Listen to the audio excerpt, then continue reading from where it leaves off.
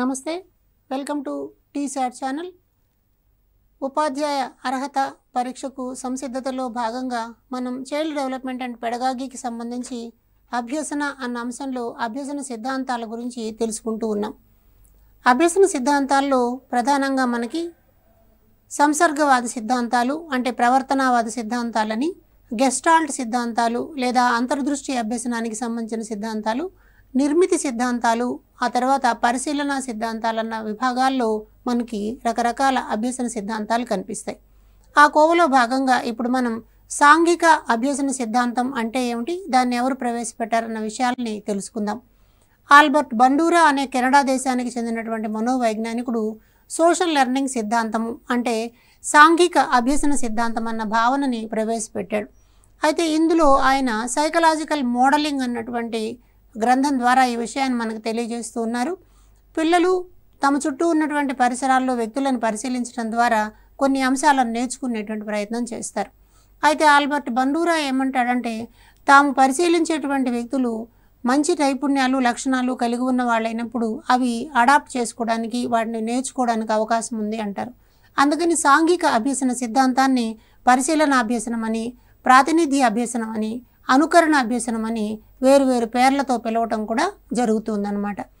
కాబట్టి సాంఘిక అభ్యసనము అని అనగానే మన చుట్టూ ఉన్న పరిసరాల్లో ఉన్న వ్యక్తులను పరిశీలించడం ద్వారా వారిలో ఉన్న గుణగణాలను మనం అనుకరించి నేర్చుకునే ప్రయత్నం చేయడం అన్నటువంటి అర్థంలో మాట్లాడుకోవాలన్నమాట. అయితే ఈయన రాసినటువంటి పుస్తకాల్లో సోషల్ లెర్నింగ్ థియరీ అన్నది, social learning and personality development, psychological modelling అన్న గ్రంథాల ద్వారా ఆల్బర్ట్ బండూరా సాంఘిక అభ్యసన సిద్ధాంతం గురించి మనకి తెలియజేస్తున్నారు.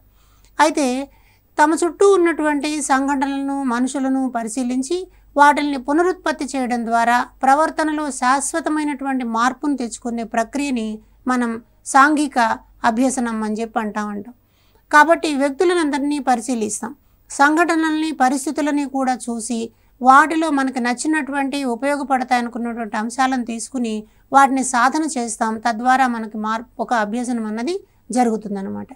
అయితే ఈ పరిశీలన చేయడం ద్వారా నేర్చుకోవడం అన్న భావనని మొట్టమొదటి ప్రవేశపెట్టినటువంటి వారు మిల్లర్ మరియు డీలార్డ్ అనేటువంటి శాస్త్రవేత్తలు. వాళ్ళు సామాజిక అభ్యసన అనుకరణ అన్న ఒక గ్రంథాన్ని రాశారు. ఆ గ్రంథంలో మొదటిసారి ఈ భావన వచ్చింది. అయితే తరువాత దాన్ని ఆల్బర్ట్ బండూరా ఒక బోధనాభ్యసన సిద్ధాంతంగా మార్చారనమాట. పిల్లలకి అనుకరించడం అనేది ఒక సహజాతం. అంటే సహజంగానే పిల్లలు పెద్దవాళ్ళని చూసి మాట్లాడడం, నడవడం, ఎలా ప్రవర్తించాలన్న విషయాలని చేస్తారు.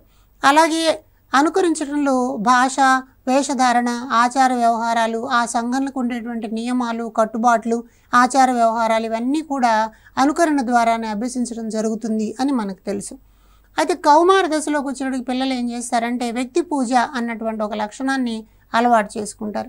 తమకు నచ్చినటువంటి సినిమా నటులు లేదా క్రీడాకారులని చూసి వారిలాగా ఉండడానికి ప్రయత్నం చేస్తారు. వారిలాగా వస్త్రధారణ, వారిలాగా నడవడం ఇలాంటివన్నీ కూడా గమనించవచ్చు అన్నమాట మనం.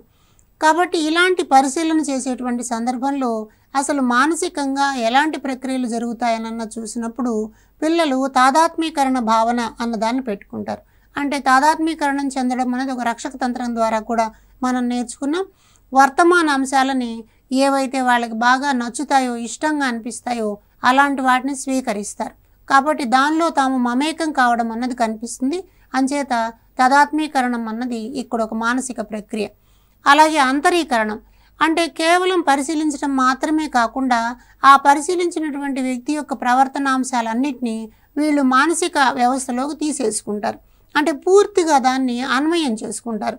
ఉదాహరణకి ఒక సినిమా నటుడు అంటే ఇష్టం కలిగినటువంటి వ్యక్తి ఆ సినిమా నటుడిలాగా వస్త్రధారణ ఉండడం, భాష అలాగే ఉండడం, తర్వాత ఆయన చేసినటువంటి కార్యక్రమాలను ఇతను కూడా అమలు చేయడం ఇలాంటివన్నీ కనిపిస్తాయి. అలాగే తమకు నచ్చిన రాజకీయ నాయకుడు లేకపోతే స్వాతంత్ర సమరయోధుడు, శాస్త్రవేత్తలను కూడా వాళ్ళలో ఉండే గొప్ప అంశాలను తీసుకుని వాటిని పూర్తిగా అనుకరించే ప్రయత్నం చేస్తే దాన్ని అంతరీకరణం అంటారు. కాబట్టి ఈ పద్ధతిలో అంతరీకరణానికి చాలా పెద్ద ఉపయోగం ఉంటుంది. అయితే పరిశీలన పద్ధతి చేయాలి అని అంటే ఈ పద్ధతిలో నేర్చుకోవాలి అంటే మనకి మోటివేట్ చేసేటువంటి వాళ్ళు, ప్రేరణనిచ్చేటువంటి వాళ్ళు ఉండాలి. కాబట్టి ఇందులో ఎవరుంటారు? మనకి ప్రత్యక్షంగా కనిపించేటువంటి వ్యక్తులు ఉద్దీపన నమూనాలుగా పనిచేస్తారు. అలాగే వచ్చినటువంటి వ్యక్తులు ఇచ్చే సూచనలు సలహాలు కూడా మనకి బాగా ఉపయోగపడుతూ ఉంటాయి. అంటే కొంతమంది మనం ఎవరినైతే ఇష్టపడతామో అలాంటి వ్యక్తులు ఏం సూచనలు ఇస్తున్నారో వాటిని మనం పాటించడానికి సిద్ధంగా ఉంటాం. మీరు తరగతి గదిలో కొన్ని సందర్భాల్లో పాఠశాలల్లో పిల్లల్ని చూసినట్లయితే ఒక సబ్జెక్టు పట్ల లేదా ఒక సబ్జెక్టు బోధిస్తున్నటువంటి ఉపాధ్యాయుడి పట్ల ప్రత్యేక అభిమానాన్ని కలిగి ఉంటారు. వారు చెప్పినటువంటి పనులు సూచనలు అన్నీ తూచా తప్పకుండా పాటిస్తూ కనిపిస్తారు. అలాగే కొంతమంది రోల్ మోడల్స్ని పెట్టుకుంటారు. వీళ్ళు నాకు మాదిరి అని చెప్పేసి క్రీడల్లో అభిరుచి కలిగినటువంటి వాళ్ళు ఎవరైనా ఒక క్రీడాకారుని రోల్ మోడల్గా పెట్టుకుని అతనిలాగా ఆటలాడాలి, అతనిలాగా పథకాలు సాధించాలి అని చెప్పి కోరుకుంటారు. అలాగే వృత్తిపరమైనటువంటి అంశాలు ఎవరైనా డాక్టర్లు, లాయర్లు ఇలాంటి వాళ్ళను కూడా రోల్ మోడల్గా పెట్టుకుని వాళ్ళలాగా ఉండడం కోసం పరిశీలన పద్ధతిలో పిల్లలు కృషి చేస్తారు అని చెప్పి ఇక్కడ తెలుస్తుంది మనకి. అయితే ఈ పరిశీలన పద్ధతిని అనుసరించడంలో కొన్ని సోపానాలు మనకుంటాయి.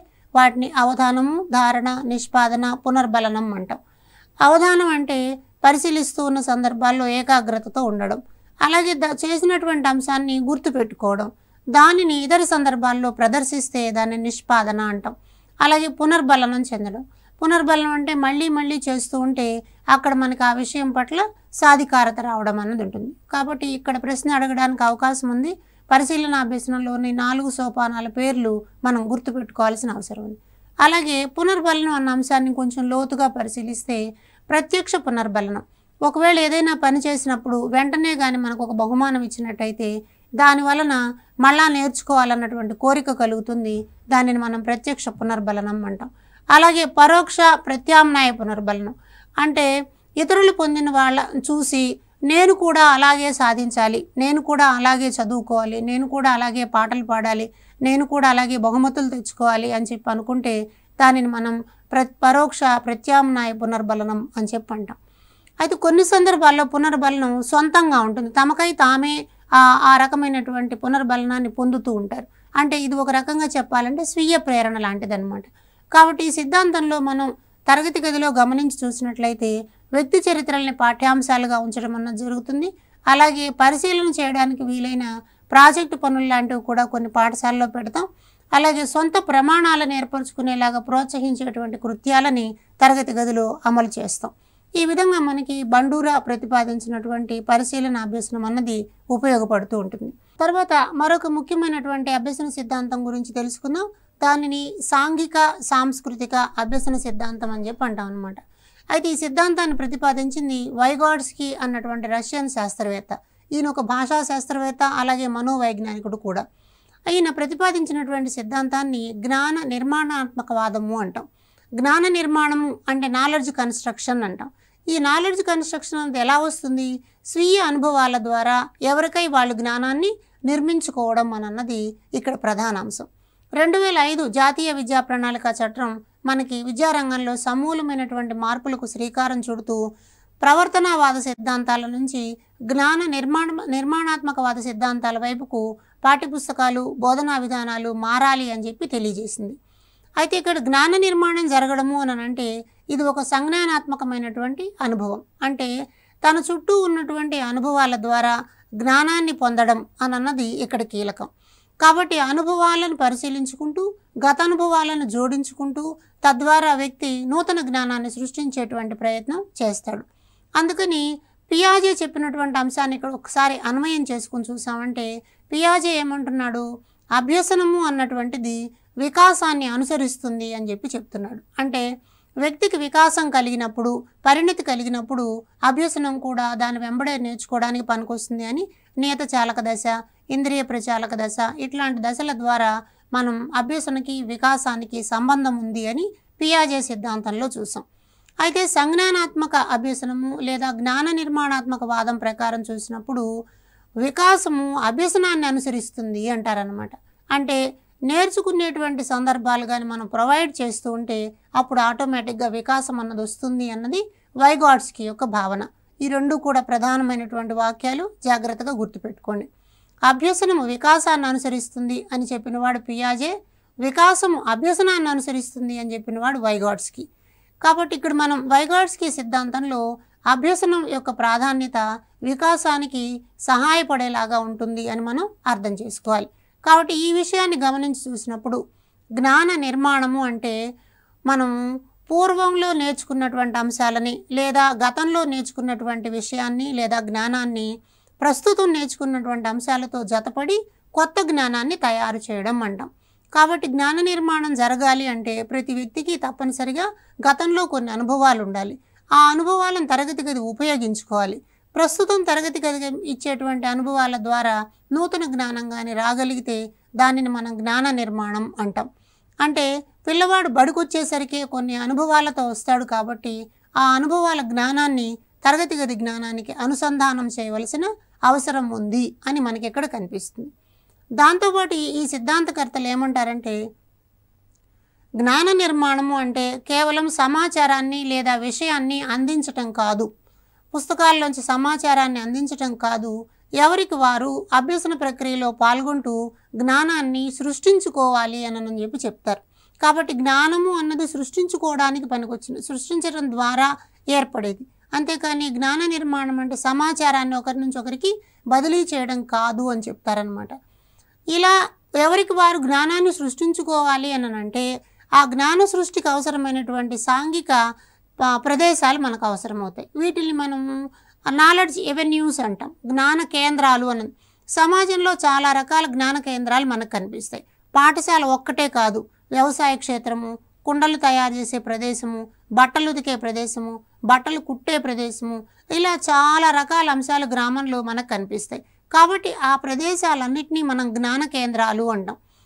వ్యక్తి అక్కడికి వెళ్ళి అక్కడ సాంఘిక అంశాలతోటి అంటే అక్కడున్న మనుషులు, అక్కడున్న వస్తువులు, అక్కడ జరిగే వ్యాపార లావాదేవీలు, అక్కడ ఉన్నటువంటి పారిశ్రామిక అంశాలు, వీటన్నిటితోనూ పరస్పరం ప్రతిచర్య జరపడం వల్ల వ్యక్తిలో జ్ఞాన వికాసం జరుగుతుంది అంటారు. కాబట్టి ఇక్కడ మనకి జ్ఞాన నిర్మాణంలో అభ్యసనం జరిగినప్పుడు వికాసం జరుగుతుంది అని అర్థం. ఒక పిల్లవాడు ఆహారం తింటాడు, అయితే ఈ ఆహారం ఎక్కడి నుంచి వస్తుంది అని తెలుసుకోవాలి అంటే ఒక వ్యవసాయ క్షేత్రానికి వెళ్లాల్సి వస్తుంది. ఆహారం తినడము, ఆహారం కొనడము అన్నవి అతని గతంలో ఉన్నటువంటి అనుభవాలు. ఆహారం ఎక్కడ పండుతుంది, ఎలా పండుతుంది అన్నది ప్రస్తుతం తెలుసుకున్నటువంటి అంశాలు. కాబట్టి గత అనుభవాలకి ప్రస్తుత అనుభవాలకి జోడించడం ద్వారా ఆహార ఉత్పత్తి అన్న భావనని అర్థం చేసుకోగలిగితే దానిని మనం జ్ఞాన నిర్మాణం అంటాం. అంటే ఇంతకుముందు ఈ విషయం నేర్చుకోకముందు వ్యక్తికి ఈ సంధానం లేదు, కాబట్టి కొత్త అంశాల్లో జతపడడం ద్వారా నేర్చుకున్నాడు కాబట్టి దానిని మనం ఏమంటాం, కొత్త జ్ఞానాన్ని పొందాడు అంటాం. ఎప్పుడైతే కొత్త జ్ఞానం వస్తుందో వ్యక్తిలో వికాసం కూడా కనిపిస్తుంది అన్నమాట. కాబట్టి అర్థవంతమైనటువంటి సామాజిక సాంస్కృతిక కృత్యాలు ఎలాంటివైతే ఉంటాయో వాటిల్లో వ్యక్తి పాల్గొన్నప్పుడు మాత్రమే మేధస్సు వికసించడం అన్నది జరుగుతుందన్నమాట. అంటే ఒక పండుగ గురించి తెలుసుకోవాలనుకున్నప్పుడు ఆ పండుగ జరిగేటువంటి ప్రాంతానికి వెళ్ళి అక్కడ మనుషులతో మాట్లాడడం ద్వారా ఆ విషయాన్ని తెలుసుకోవడం, లేదా ఒక చెరువు గురించి తెలుసుకోవాలంటే అక్కడికి ప్రత్యక్షంగా గ్రామస్తుల దగ్గరికి వెళ్ళి ఆ చెరువు ఎవరు, ఎలా నిర్మించారు, వ్యవసాయానికి ఎలా పనికొస్తుందన్న వివరాలను తెలుసుకోవడం. అంటే జ్ఞాన నిర్మాణం జరగాలి అంటే సాంఘికంగా ఉండేటువంటి విభిన్న రకాల అంశాలతో మనం ప్రతిచర్య జరపడం అన్నది అవసరం. సాంఘిక సాంస్కృతిక అంశాలన్నీ కూడా జ్ఞాన నిర్మాణానికి ఉపయోగపడతాయి అని మనం ఇక్కడ గమనించాలి.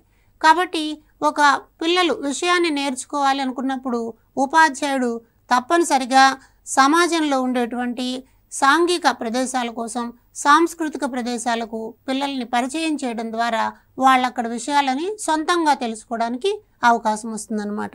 అక్కడ మనుషులతో కూడా వీళ్ళు ప్రతిచర్య జరపడం అన్నది జరుగుతుంది. ఒకవేళ ఆ సన్నివేశానికి వెళ్ళారనుకుందాం, ఉపాధ్యాయుడు పిల్లల్ని చెప్పులు కుట్టేటువంటి వ్యక్తి దగ్గర తీసుకెళ్ళాడు, లేదా కుండలు తయారు చేసే వ్యక్తి దగ్గర తీసుకెళ్ళాడు. అక్కడికి తీసుకెళ్ళిన తర్వాత పిల్లల్లో మానసిక ప్రక్రియలు అభివృద్ధి చెందుతాయి. ఎలా మానసిక ప్రక్రియలు అభివృద్ధి చెందుతాయి అని అన్నదాన్ని చూద్దాం.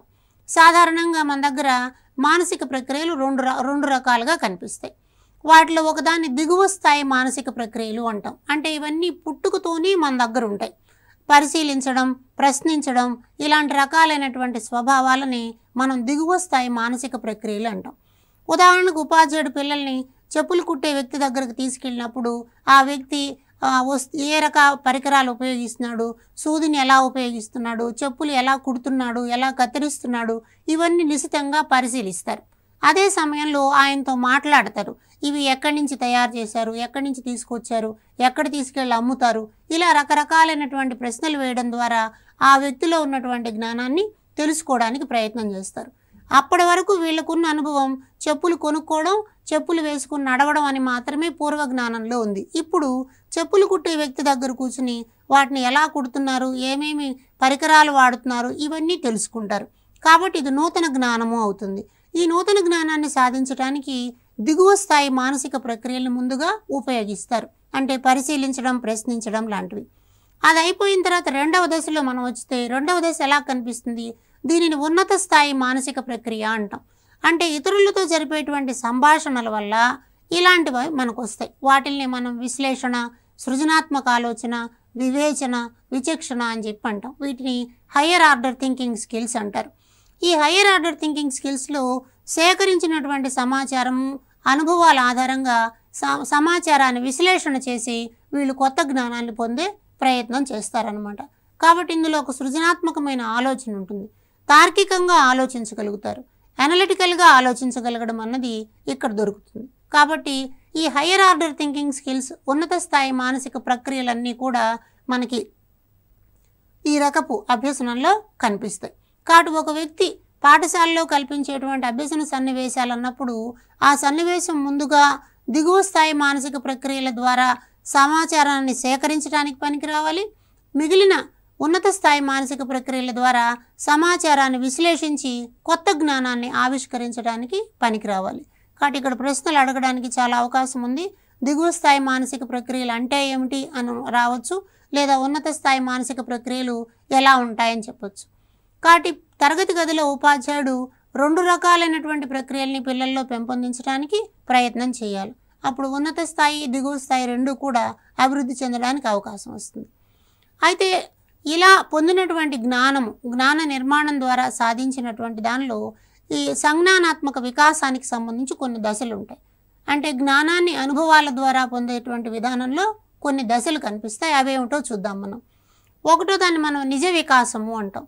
నిజ వికాసము అని అంటే ఒక సన్నివేశంలో లేదా సందర్భంలో ఒక వ్యక్తి స్వయంగా చేయగలిగినటువంటి మ్యాక్సిమం నెంబర్ ఆఫ్ యాక్టివిటీస్ అంటాం, గరిష్ట కృత్యాలు. ఒక సందర్భంలో పాల్గొన్నప్పుడు వ్యక్తి ఎన్ని కృత్యాలను మొత్తంగా చేయగలడు, ఎన్ని చేయగలడు అన్నది నిజమైనటువంటి వికాసాన్ని తెలియజేస్తుంది. అంటే ఒక నిర్ధారిత సమయంలో ఒక పిల్లవాడు ఒక కథల పుస్తకాన్ని చదవగలిగాడు, లేదా 5 పేజీలు చదవగలిగాడు, 4 లెక్కలు చేయగలిగాడు, ఒక ఇంటర్వ్యూ చేయగలిగాడు, ఒక బొమ్మను గీయగలిగాడు. ఇలా ఎన్ని రకాల పనులు గరిష్టంగా చేయగలరు అన్నటువంటి దాన్ని మనం నిజ వికాసము అంటాం. అయితే ఒక్కొక్కసారి ఏమవుతుందంటే ఇతరులతో జరిపేటువంటి ప్రతిచర్యల వల్ల కూడా కొన్ని గరిష్టమైనటువంటి పనులను మనం చేయగలుగుతాం. అయితే అవన్నీ చోట్ల ఒకేలాగా ఉండకపోవచ్చు. ఉదాహరణకి ఇందాక మనం అనుకున్నట్లు కుండలు తయారు చేసేటువంటి సన్నివేశంలో వెళ్ళినప్పుడు అక్కడ జరిగే ప్రతిచర్యల వల్ల చేసే కృత్యాల సంఖ్య వ్యవసాయదారుడి దగ్గరకు వెళ్ళినప్పుడు ఉండకపోవచ్చు. కాబట్టి ఇలా ఇతరులతో జరిపేటువంటి ప్రతిచర్యల వల్ల చేసే కృత్యాలని మనం సంభావ్య వికాసము అంటాం. అలాగే సంభావ్య వికాసము, నిజ వికాసము ఇవి రెండు కలవడం వల్ల అభ్యసనం అన్నది మనం గమనించవచ్చు. దీన్ని మనకి వైగాట్స్కి ఒక కొత్త పదంతో చెప్పారు. దాని పేరు సామీప్య వికాస మండలం అంటారు. ఇది గతంలో చాలాసార్లు పరీక్షలో అడిగిన ప్రశ్న. ఈ సామీప్య వికాస మండలం లేదా ZPD అంటాం. దీన్ని జోన్ ఆఫ్ ప్రాక్సిమల్ డెవలప్మెంట్. వైగాట్స్కి ప్రకారం అభ్యసనం జరగడం అన్నది ఈ జోన్ ఆఫ్ ప్రాక్సిమల్ డెవలప్మెంట్ దగ్గర జరుగుతుంది అని అంటారు. అంటే ఒక వ్యక్తి తనకై తాను సొంతంగా ఏమేమి అంశాలు నేర్చుకున్నాడు, ఇతరులు ఉపాధ్యాయులు లేదా పెద్దల సహకారంతో ఏమేమి అంశాలు నేర్చుకుంటున్నాడు. అంటే ఇక్కడ తనకు తెలిసి ఉన్నటువంటి అంశాలు, తాను నేర్చుకోబోతున్నటువంటి అంశాలు, ఈ రెండు అంశాల మధ్యన ఒక చిన్న ఖాళీ ప్రదేశం లాంటిది ఉంటుంది. అంటే తెలిసిన అంశాలకు, తెలుసుకోవాల్సిన అంశాలకు మధ్యన ఒక చిన్న ఖాళీ ప్రదేశం. ఈ ఖాళీ ప్రదేశాన్ని సామీప్య వికాస మండలం అంటారు. దీనిని జోన్ ఆఫ్ ప్రాక్సిమల్ డెవలప్మెంట్ అంటారు. వైగాట్స్కి ప్రకారం అభ్యసనం అన్నది ఆ సామీప్య వికాస మండలంలోనే జరుగుతుంది. అంటే తెలిసిన అంశాలకు, తెలియని అంశాలకు మధ్యన అనుసంధానాలు ఏర్పరచుకోవడం ద్వారా అభ్యసనం జరుగుతుంది. పిల్లవాడికి చెప్పులు కొనడం, చెప్పులు వేసుకోవడం తెలుసు. ఇప్పుడు చెప్పులు కుట్టడము, చెప్పులు తయారు చేయడం అన్న విషయాన్ని చూస్తున్నాడు. కాబట్టి రెండు అంశాల మధ్యన ఒక పని జరుగుతుంది. ఏమిటా పని? పిల్లవాడు అభ్యసన క్షేత్రానికి వెళ్ళడం, అక్కడున్నటువంటి వ్యక్తితో మాట్లాడడం, అతను చెప్పినటువంటి అంశాలని సేకరించడం, వాటిని విశ్లేషించే ప్రయత్నం చేయడం. కాబట్టి మధ్యలో జరుగుతున్నటువంటి ఈ పనులన్నీ కూడా జ్ఞాన నిర్మాణానికి పనికొచ్చేటువంటివి అంటారు. అంచేత ఈ సామీప్య వికాస మండలం అని ఏదైతే జోన్ ఆఫ్ ప్రాక్సిమల్ డెవలప్మెంట్ ఉంటుందో అక్కడ అభ్యసనం జరుగుతుంది అని అన్నది వైగాట్స్కీ యొక్క అభిప్రాయం. కాబట్టి తెలిసిన అంశాలకు తెలియని అంశాలకు మధ్యన సంధానాన్ని ఏర్పరిచేలాగా పాఠశాలలో అభ్యసన కృత్యాలు ఉండాలి అని మనం అర్థం చేసుకోవాలి. అయితే ఈ సందర్భంలో ఉపాధ్యాయుని పాత్ర ఏమిటి అని మనం చూసినప్పుడు ఈ సిద్ధాంతం మొత్తం ఏం చేస్తుంది? జ్ఞానము అంటే ఎవరైనా ఇచ్చేది కాదు, ఎవరికై వారు తయారు చేసుకునేది అని చెప్తుంది. మరి ఎవరికై వారు తయారు చేసుకునేటప్పుడు ఉపాధ్యాయుని పాత్ర ఏముంటుంది అని చూస్తే ఉపాధ్యాయుని పాత్ర స్కాఫోల్డింగ్ అంటారు, సారవా అంటారు. భవనాన్ని కప్పు వేసినప్పుడు జారి పడిపోకుండా కింది నుంచి కొన్ని కర్రల్ని నిలబెడతారు. ఆ స్లాబ్ గట్టిపడిపోయిన తర్వాత ఆ సారవని తీసేస్తారు. అంటే ఆ ఆధారం ఎంతసేపు ఉంటుంది? తనకై తాను స్థిరంగా నిలబడగలిగినంతసేపు ఉంటుంది. ఒక పందిరి మీదకి పాకేటువంటి మొక్కకి మనం ఒక చిన్న పుల్లనో కర్రనో ఉంచుతాం. దాన్ని అల్లుకుని అది పందిరి మీదకి పాకుతుంది. పాకిన తర్వాత ఇంక ఈ పుల్ల అవసరం దానికి అంతగా అనిపించకపోవచ్చు. స్కాఫోల్డింగ్లో కూడా ఉపాధ్యాయుడు లేదా పెద్దలు అభ్యాసుల కంటే అధిక జ్ఞానం కలిగినటువంటి వాళ్ళు ఎవరైతే ఉంటారో వాళ్ళందరూ అభ్యాసికి ఇచ్చేటువంటి సహాయాన్ని మనము ఈ మాదిరిగా చెప్తాం. కాబట్టి అభ్యాసికి అందించేటువంటి సహాయం ఏముంటుందో దానిని మనం జోన్ ఆఫ్ ప్రాక్సిమల్ డెవలప్మెంట్లో స్కాఫోల్డింగ్ లాగా చెప్తారనమాట. ఈ స్కాఫోల్డింగ్ ద్వారా పిల్లల్లో జ్ఞాన వికాసం అన్నది జరగడానికి అవకాశం ఉంది. అయితే వైగాట్స్కీ ఈ అంశాలను చెప్తున్నప్పుడు జ్ఞాన నిర్మాణము అని అన్నది అనుభవాల ద్వారా, ఇతరులను పరిశీలించడం ద్వారా, తమకంటే ఎక్కువ తెలిసినటువంటి వాళ్ళ నుంచి తెలుసుకోవడం ద్వారా ఇది జరుగుతుంది అని చెప్పే సందర్భంలో వైగాట్స్కీ భాషకు చాలా పెద్ద ప్రాధాన్యత ఇచ్చాడు. అంటే భాష ద్వారా విషయాన్ని నేర్చుకోవడం అన్నది జరుగుతుంది. కాబట్టి భాష ఎప్పుడైతే సమర్థవంతంగా వస్తుందో అది సంజ్ఞానాత్మక వికాసానికి దారితీస్తుంది అంటారు. అంటే విషయ సేకరణ, విషయ వ్యక్తీకరణల్లో భాష ప్రాధాన్యత చాలా ఎక్కువ అని మనకి వైగాట్స్కీ ద్వారా తెలుస్తుంది. అయితే మనకి పియాజే చెప్పినట్లుగానే ఇక్కడ కూడా వ్యక్తి యొక్క వికాసంలో భాషాపరమైనటువంటి అంశాలలో వైగాట్స్కీ కొన్ని ప్రధాన భావనలను తెలియజేస్తున్నాడు. వాటిలో ఒకదాన్ని సాంఘిక ప్రసంగము అంటున్నాడు. అంటే పిల్లలు భాష నేర్చుకునే క్రమంలో 2 సంవత్సరాల వయసప్పుడు ఇతరులతో మాట్లాడేటువంటి ప్రయత్నం చేస్తారు. అంటే 1-2 సంవత్సరాల పిల్లలు పెద్దవాళ్ళు పలకరిస్తే పలుకుతారు, వాళ్ళలాగా మాట్లాడడానికి వాళ్ళ నోరు వంక చూస్తూ అనుకరించడానికి ప్రయత్నం చేస్తారు. కాబట్టి 2 సంవత్సరాల పిల్లలు సాంఘికంగా తన ముందు కనిపిస్తున్నటువంటి వ్యక్తులు, కుటుంబ సభ్యులు, బంధువులు, సమాజంలోని ఇతర సభ్యులు ఎలా మాట్లాడుతున్నారు అని చెప్పి వాళ్ళు చేసేటువంటి మాటల్ని పరిశీలిస్తూ తాము కూడా అలాగే పలకడానికి ప్రయత్నం చేస్తారు. దీనిని మనం సాంఘిక ప్రసంగం అని చెప్పి అంటాం. అయితే 3 సంవత్సరాల వయసు వచ్చేటప్పటికి పిల్లలు ఏం చేస్తారంటే మాట్లాడడం నేర్చుకుంటారు. కాబట్టి వాళ్ళకై వాళ్ళు తమలో తాము మాట్లాడుకుంటూ ఉంటారు. దీనిని మనం అంతర్గత సంభాషణ అని చెప్పి అనొచ్చు, లేదా వ్యక్తిగత ప్రసంగం అని కూడా అంటారు. అంటే 3 ఏళ్ల పిల్లలు ఆటలు ఆడుకుంటూ వాళ్ళకై వాళ్ళే మాట్లాడుకుంటారు. ఒక్కళ్ళే కూర్చుని వాళ్ళకై వాళ్ళే మాట్లాడుకుంటూ ఉంటారు. ఇలా మాట్లాడుకోవడమే భాషాభివృద్ధిలో కీలకమైన దశ అంటాడు వైగాట్స్కీ. మనమేమో వాడు చూడు ఒక్కడే కూర్చుని మాట్లాడుకుంటున్నాడని చెప్పి అనుకుంటాం.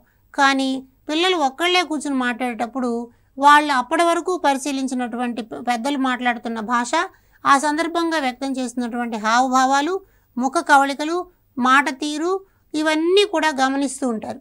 వాటిని వీళ్ళు ఇక్కడ సాధన చేస్తూ కనిపిస్తారు. అంచేత భాషా వికాసంలో ఇది కీలకమైన దశ అని చెప్పి చెప్తారు. మరొక ముఖ్యమైన దశని మనం ఏమంటామంటే నిశ్శబ్ద అంతర్గత ప్రసంగము అంటాం. 7 సంవత్సరాలు వచ్చిన తర్వాత పిల్లలు మాట్లాడడం పైకి ఉండదు, అదేముంటుంది అంతర్గతంగా కనిపిస్తుంది. దీనిని అంతర్గతంగా చేసేటువంటి ఒక ఆలోచన అని చెప్పి అంటాం. అంటే పిల్లలు బయట ప్రపంచాన్ని చూస్తారు, వాళ్ళు ఉపయోగిస్తున్నటువంటి భాషని అన్నిటినీ కూడా గమనిస్తారు, కానీ లోపల దాని గురించి ఆలోచిస్తూ ఉంటారు. ఇక్కడ ఎందుకు ఇలా మాట్లాడాడు, ఇక్కడ ఎందుకు ఇలాంటి పదాన్ని వాడాడు, వాడు వాడినటువంటి పదం యొక్క అర్థం ఏమిటి, ఇలాంటి రకాల అంశాలన్నీ కూడా నిరంతర అంతర్గత ప్రసంగంలో మనకు కనిపిస్తాయి. ఇవి 7 సంవత్సరాల పైనుంచి ఉన్నటువంటి పిల్లల్లో సాధారణంగా మనకి ఇవి కనిపిస్తాయి. కాబట్టి భాషా వికాసంలో సాంఘిక ప్రసంగము అని అన్నది 2 సంవత్సరాల వయసులో, వ్యక్తిగత ప్రసంగము అని అన్నది 3 సంవత్సరాల వయసులో, నిరంతర అంతర్గత ప్రసంగము అన్నది 7 సంవత్సరాల వయసులో కనిపిస్తాయి అని వైగాట్స్కి చెప్తున్నాడు. అయితే ఇలాంటి మన జ్ఞాన నిర్మాణపరమైనటువంటి అభ్యసన సన్నివేశాన్ని బడిలో ఉపయోగించాలి అంటే ఎలాంటి బోధనా విధానాలను మనం వాడాలన్నది చూద్దాం. కాబట్టి పాఠశాల స్థాయిలో వీటిని ఉపయోగించదగిన బోధనా విధానాల్లో ఒకటి పరస్పర బోధన అని అన్నాం. అలాగే రెండవది భాగస్వామ్య బోధన అంటాం. పరస్పర బోధన అంటే ఒక ఉపాధ్యాయుడు 2 లేదా 3 4 పిల్లల్ని దగ్గర పెట్టుకుని వారికి ఒక్కొక్కరికి సమాచారాన్ని చెప్తూ నేర్పుతూ వాళ్ళకు వచ్చినటువంటి సలహాలకి సరైనటువంటి పరిష్కారాన్ని చెప్తూ సూచనలు చేస్తూ జరిగే బోధనని పరస్పర బోధన అంటాం. అంటే కొంచెం మంది ఒక ఉపాధ్యాయుడికి కొద్దిమంది పిల్లలే ఉండడం వల్ల జరిగేది. అలాగే భాగస్వామ్య బోధన, ఇది పార్టిసిపేటరీ అప్రోచ్ అంటాం. ఆ విషయం నేర్చుకోవడంలో ఉపాధ్యాయుడు విద్యార్థులు ఇద్దరూ కూడా సంసిద్ధులుగా ఉన్నట్లు కనిపిస్తారు. అంటే ఇద్దరూ కలిసి అక్కడ పనిచేస్తారు. తద్వారా భాగస్వామ్య బోధన అన్నది జరుగుతుంది. అంటే షేరింగ్ ఆఫ్ థాట్స్ అన్నమాట. పిల్లలు బడికొచ్చేసరికి కొన్ని అనుభవాలను కలిగి ఉంటారు కాబట్టి ఆ అనుభవాలను పంచుకోవడానికి సరైనటువంటి వేదికగా భాగస్వామ్య అభ్యసనం అన్నది కనిపిస్తుంది. ఈ పార్టిసిపేటరీ అప్రోచ్ వలన కలిగే మరొక లాభం ఏమిటి అని అంటే అన్ని అంశాలను పిల్లలతో చర్చించడానికి, పిల్లల అభిప్రాయాలను తీసుకోవడానికి, తద్వారా నిర్ణయాలను తీసుకోవడానికి అవకాశం అన్నది వస్తుందన్నమాట. కాబట్టి ఇలాంటి బోధనా విధానాలు మనకి పియాజే, వైగాట్స్కి ప్రతిపాదించినటువంటి అంశానికి ప్రాధాన్యతగా కనిపిస్తాయి. అలాగే మరొక అభ్యసన సిద్ధాంతాన్ని చూసే ప్రయత్నం చేద్దాం. ఇది జిరోమ్ బ్రూనర్ ప్రతిపాదించినటువంటి బ్రూనర్ బోధనా సిద్ధాంతము అంటారు. ఈ బోధనా సిద్ధాంతాన్ని మనం శిక్షణ సిద్ధాంతం అని పిలుస్తాం, ఆవిష్కరణ అభ్యసనం అని కూడా అంటాం. ఈయన ఒక గ్రంథం రాశాడు, దానిని ద ప్రాసెస్ ఆఫ్ ఎడ్యుకేషన్ అంటాం. ప్రతి వ్యక్తిలో కూడా ఆలోచించుకునేటువంటి సామర్థ్యం ఉంటుంది కాబట్టి బోధనకి పరిపక్వత అవసరం లేదు అని జిరోమ్ బ్రూనర్ చెప్పారు. కానీ మనకి ప్రవర్తనవాద సిద్ధాంతాలన్నీ ఏముంటున్నాయి, పరిపక్వత ఉంటేనే బోధన జరుగుతుంది అంటాడు. ఈయనేమంటాడంటే అభ్యసనం జరగడానికి కావలసింది జ్ఞానం, అనుభవాలు. ఈ జ్ఞానానికి అనుభవాలకి మధ్యన ఒక అనుసంధానం ఏర్పాటు చేస్తే అభ్యసనం జరిగిపోతుంది అంటారు. అందుకని బ్రూనర్ ఏం చెప్తాడంటే ఏ విషయాన్నైనా ఏ వయసు వారికైనా బలవంతంగా బోధించవచ్చు అంటారు. అంటే విషయం ఏదైనా సరే, వయసు ఏదైనా సరే వారి స్థాయికి తగినట్టు బోధించవచ్చు అని అన్నది ఇక్కడ కనిపిస్తుంది.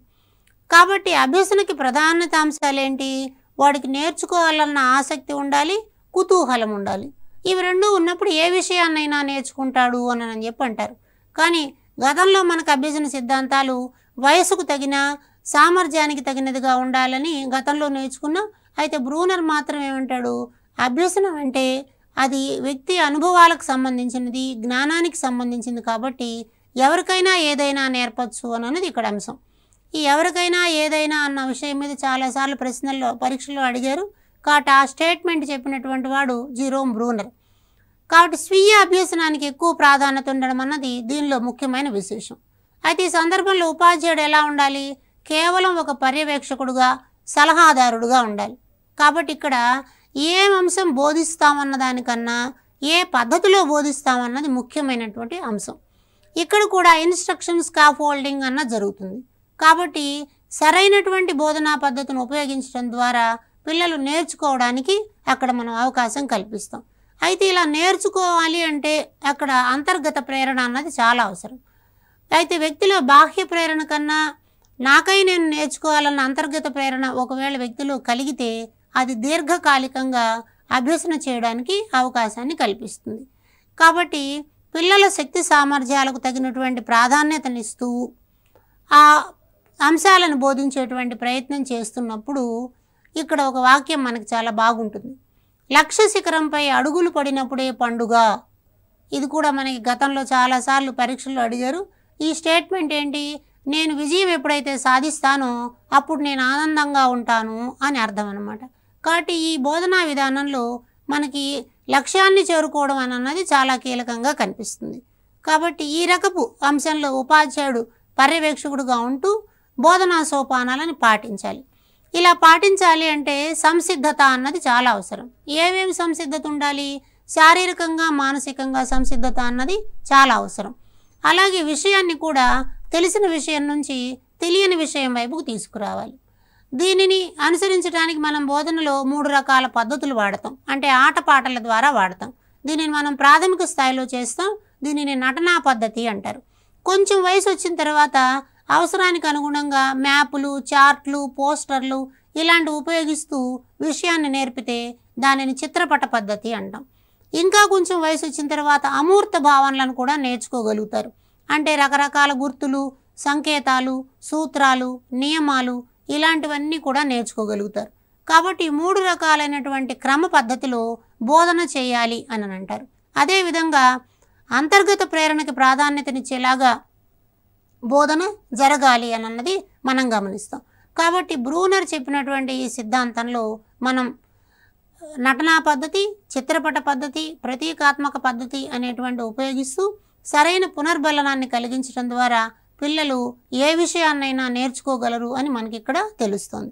కాబట్టి ఈ విధంగా మనం వైగాట్స్కీ సిద్ధాంతాన్ని, బ్రూనర్ సిద్ధాంతాన్ని, అందులో ఉన్న మౌలికాంశాలను చదివి అర్థం చేసుకోవడం ద్వారా పరీక్షలో మంచి మార్కులు సాధించడానికి అవకాశం ఉందని తెలియజేస్తూ ఈ విషయాన్ని ఇంతటితో ముగిస్తున్నాను. ధన్యవాదాలు.